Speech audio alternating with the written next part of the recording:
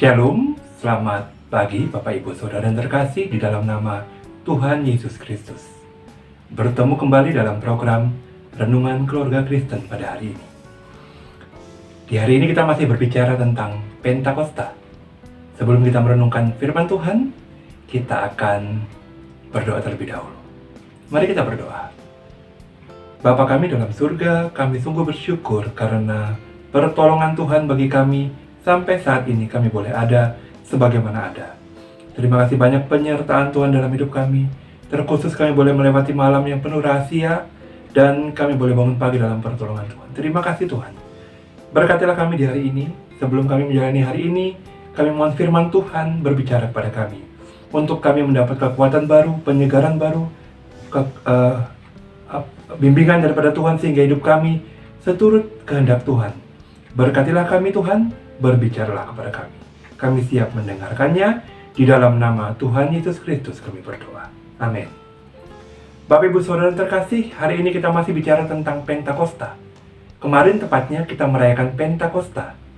Apa itu Pentakosta? Pentakosta adalah hari ke-50, ya.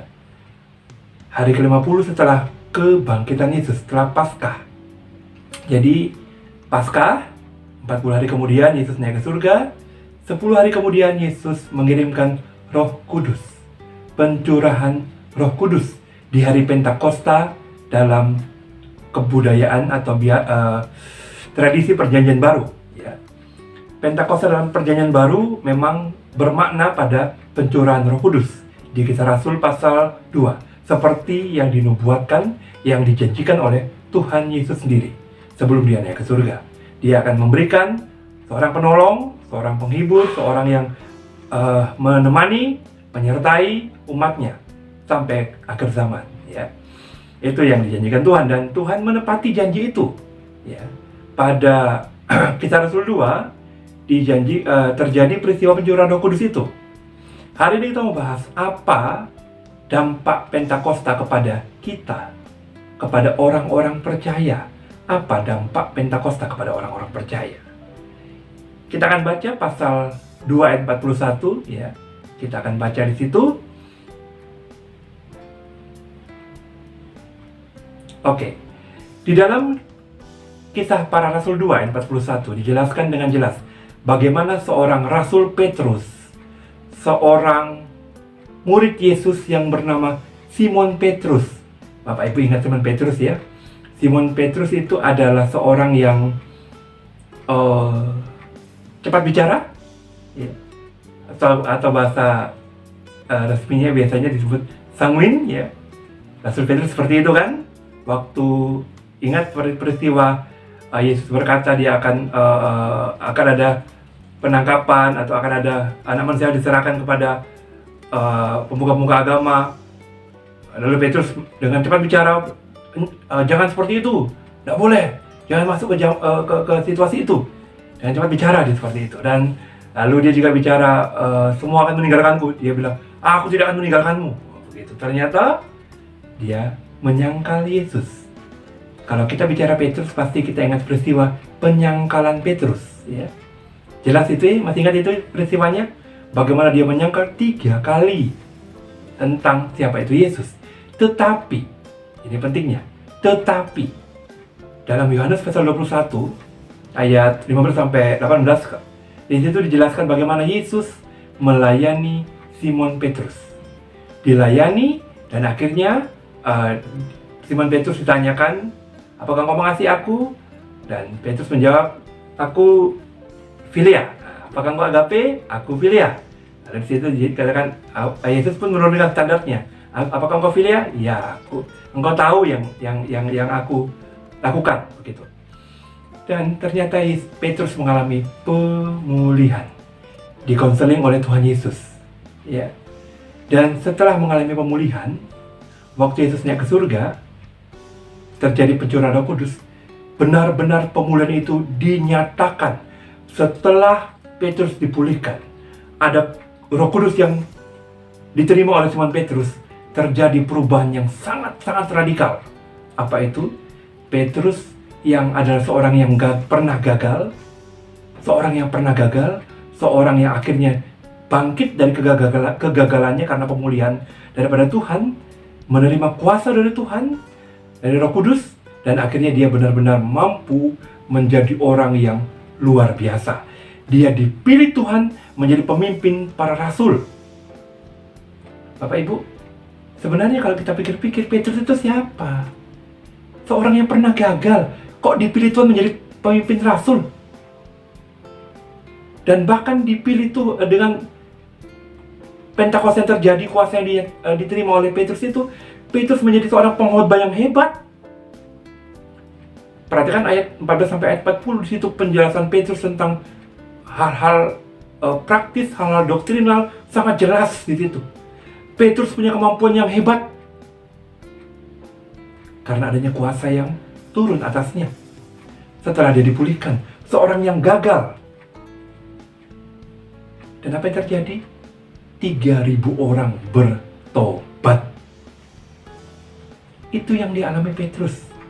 Seorang yang pernah gagal, tetapi karena kasih Tuhan dipulihkan dan menerima kuasa dari Roh Kudus, akhirnya mampu bangkit dan melayani Tuhan. Tuhan bahkan memilihnya, menentukannya menjadi seorang pemimpin para rasul, dan diberi kemampuan untuk berkhotbah dengan luar biasa. Karena apa? Karena Petrus mau diubahkan.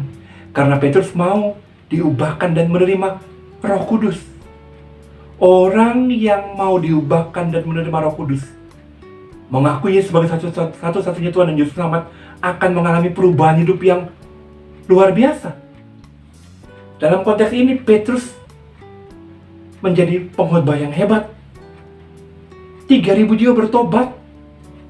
Coba Bapak Ibu pikirkan, siapa pendeta atau hamba Tuhan yang pernah membuat 3.000 jiwa bertobat? Saya tidak tahu. Saya belum punya datanya. Tetapi saya pikir tidak ada. Tuhan memakai Petrus. Tuhan mau memakai Petrus karena adanya perubahan, adanya kemauan Petrus untuk dipulihkan dan menerima kuasa Roh Kudus.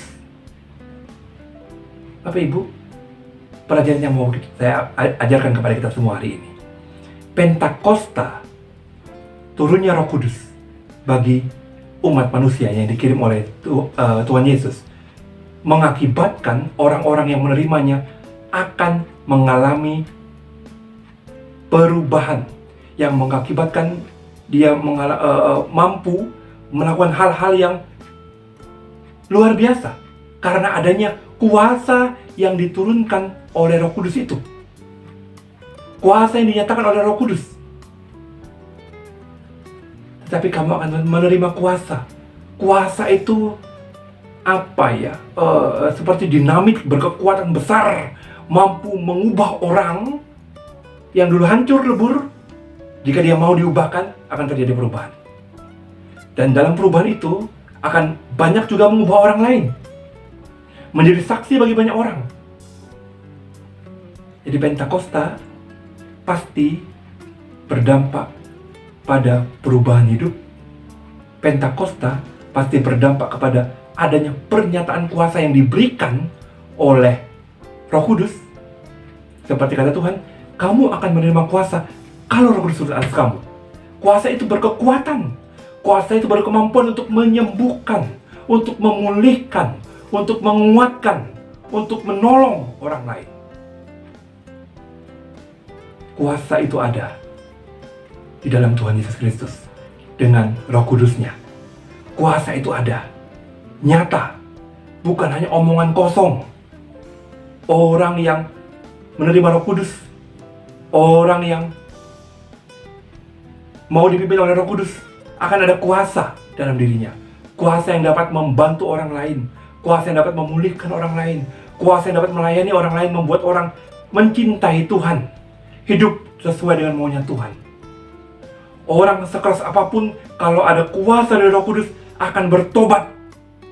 Perhatikan ayat 39, 40, ayat 38. Di situ dijelaskan bagaimana Petrus berkata, bertobatlah, kalau tidak mau, kamu akan mengalami banyak hal yang tidak baik. Ya. Bertobat. Itu berkekuatan kata-kata itu karena ada kuasa. Kita tidak bisa nyuruh orang bertobat, kita tidak bisa membuat orang bertobat, tetapi kuasa Roh Kudus yang ada dalam diri kita, yang sudah menerima Roh Kudus itu, akan mampu membuat orang bertobat. Jadi intinya, pertobatan itu kuasa Allah yang dinyatakan melalui pelayanan kita. Kalau pelayananmu ingin berkuasa, kalau tindak tandukmu ingin berkuasa, hiduplah dalam pimpinan Roh Kudus. Biar Roh Kudus memimpinmu. Terimalah dia sebagai pribadi yang diutus oleh Tuhan Yesus. Biarlah dia mengatur hidupmu. Jangan dibiarkan tidak ngapa-ngapain. Biarkan dia memimpin, menuntun hidup kita. Kalau kita mentaati apa perintah Allah, Roh Kudus, maka kita akan mampu menyatakan kuasa yang Dia berikan itu. Mari kita berdoa. Tuhan Yesus, terima kasih. Kami bersyukur untuk pencurahan Roh Kudus bagi kami. Sehingga dengan pencurahan itu, ada kuasa Allah yang nyata atas diri kami.